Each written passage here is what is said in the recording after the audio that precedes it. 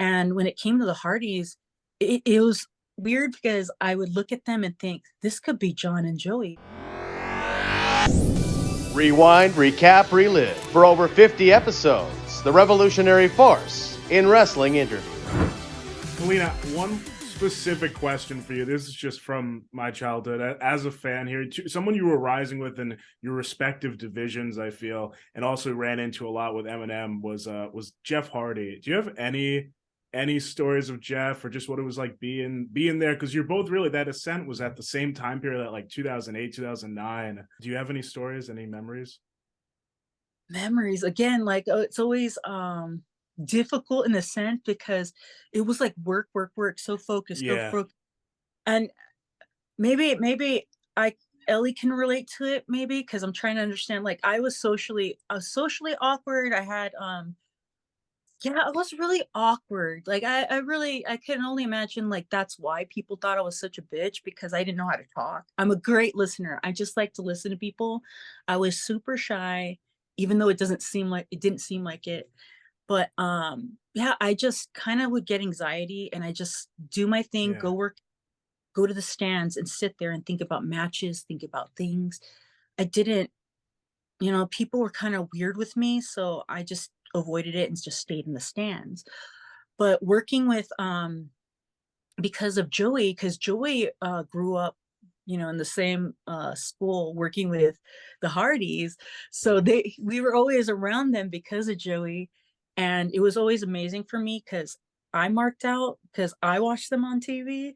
So that whole entire, M&M run, even all of it, I would mark out silently in my heart because these were people I looked up to and I was like, wow. And some people disappoint you and others were just incredible, where it's like, wow, thank you for teaching me this. Thank you for working with us.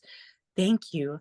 And when it came to the Hardys, it was weird because I would look at them and think, this could be John and Joey, because Joey had the mind of putting things together like Matt did.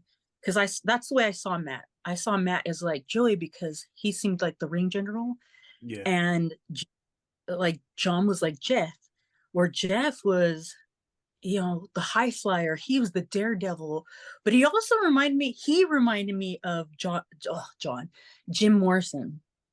You Oh, know how Jeff Jim did? Morrison, yeah, Jim Yeah. Morrison for the door kind of like had that it factor. You can't put your like anything on it. You can't recreate it. You can't bottle that up and sell it type of deal.